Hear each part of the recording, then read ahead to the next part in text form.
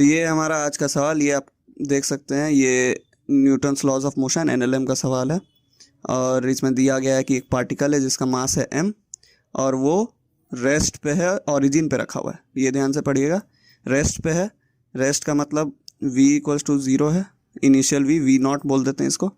और ओरिजिन पे है मतलब x नॉट, जो इसका इनिशियल पोजीशन है वो भी 0 है। ओरिजिन पे है at time t equals to 0, ये आप देख सकते हैं, at time t equals to 0 पे ये ओरिजिन पे है।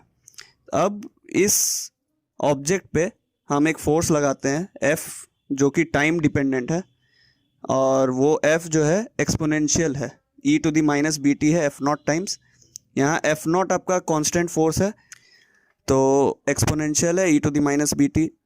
ये फोर्स लग रहा है इस पे पॉजिटिव एक्स डायरेक्शन पे। अब हमें इसका स्पीड का कर्व निकालना है। आप देख सकते हैं कर्व जो है वेलोसिटी वर्सेस टाइम कर्व निकालना है इस पार्टिकल के देख के। तो कैसे निकालेंगे?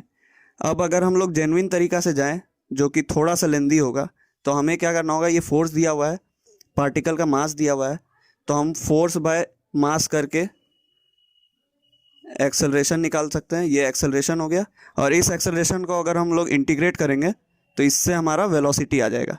और लिमिट्स दे देंगे, t इक्वल्स टू 0 पे हमारा v 0 दिया हुआ है, और t इक्वल्स टू t पे हमें निकालना है v ऑफ t। तो ये हमारा आ जाएगा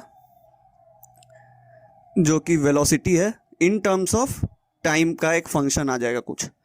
अब उस फंक्शन को फिर हम लोग को प्लॉट करना होगा, जो हम लोग को v वर्सेस t ग्राफ देगा, जो कि काफ़ी लेंदी हो जाएगा। तो उतना लंबा प्रोसेस करने से बचने का एक तरीका है हमारे पास, ट्रिक लगा सकते हैं हम लोग यहाँ पे। कैसे लगाएंगे, ध्यान से देखिएगा। तो यहाँ पे सबसे पहले हम लोग नोटिस करते हैं, आप ध्यान से देखिए, ये फोर्स दिया हुआ है आपको F0 e to the minus P T, ठीक। अब F0 हम लोग ने बोला कि जैसे कि फोर्स है ये, तो फोर्स पॉजिटिव ही होना चाहिए। फोर्स यहाँ पे ये F0 पॉजिटिव है। एक्सपोनेंशियल अगर आपने ध्यान से अगर पढ़ा होगा, तो एक्सपोनेंशियल कर्व होता है, एक्सपोनेंशियल जो फंक्शन होता है ई टू दी एक्स, इसका आप एक्स किसी भी एक्स पे लें, नेगेटिव से पॉजिटिव किसी भी एक्स पे लें, ये पॉजिटिव वैल्यू देगा। उसी तरह e to the minus x, जो कि ये e to the minus B T है, तो e to the minus x क्या हुआ आपका, 1 by e to the x हुआ, 1 by e to the x हुआ। ई टू दी एक्स हमेशा पॉजिटिव है, तो e to the minus x भी हमेशा पॉजिटिव होगा। तो इसका मतलब e to the minus B t भी ये पॉजिटिव हुआ हमेशा। तो इससे हमें ये पता चल रहा है कि फोर्स जो है, फोर्स हमेशा पॉजिटिव है यहाँ पे इस केस में। तो हमने देखा कि फोर्स जो है हमेशा पॉजिटिव आ रहा है। फोर्स पॉजिटिव मतलब फोर्स क्या होता है, मास टाइम्स एक्सेलरेशन, ये भी हमेशा पॉजिटिव, मतलब एक्सेलरेशन हमेशा पॉजिटिव है। अगर आपने बचपन में फिजिक्स थोड़ा सा अच्छा से पढ़ा होगा, तो आपको मालूम होगा कि अगर एक्सेलरेशन पॉजिटिव होता है, इसका मतलब क्या है कि वेलोसिटी, एक्सेलरेशन क्या होता है, rate of change of velocity,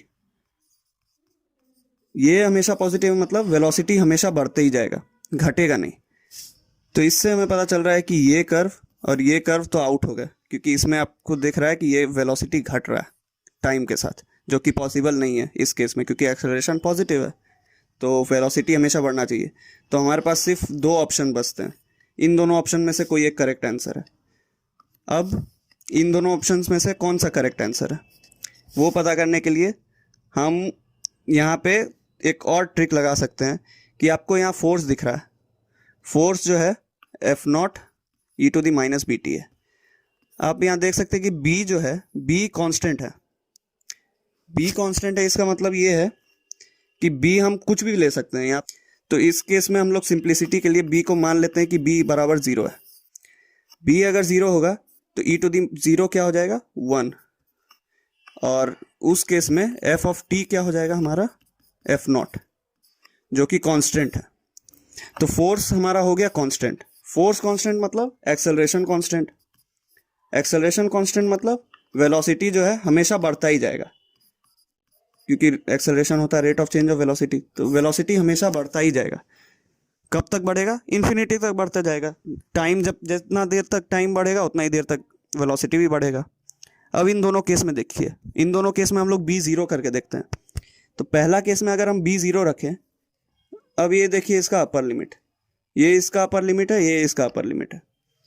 अब इसका अपर लिमिट में आप ध्यान से देखिए, अगर हम b इक्वल्स टू 0 रखें तो इस पहले केस में क्या होगा, मैं थोड़ा सा क्लियर कर देता हूँ स्क्रीन। हाँ, तो एक का है F naught B by M, पहले वाले का, और दूसरे का है F naught by M B. ठीक, अगर इसमें हम बी जीरो रखेंगे तो ये चीज़ जीरो हो जाता है, इसमें अगर हम बी जीरो रखें तो ये चीज़ इन्फिनिटी हो जाती है, 1/0 1/0 इन्फिनिटी हो जाएगी।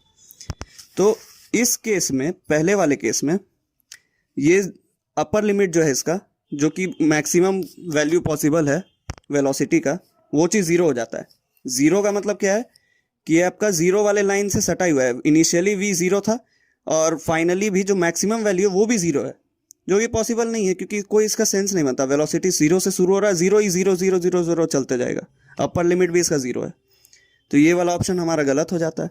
दूसरा ऑप्शन बिल्कुल करेक्टली मैच कर जाता है, वी हमारा जीरो से शुरू होता है और इन्फिनिटी तक बढ़ता जा रहा है, जो कि हमने प्रेडिक्ट किया था अगर बी जीरो रखते हैं तो ये हमारा हो जाता है करेक्ट आंसर। मिलते हैं अगले वीडियो में।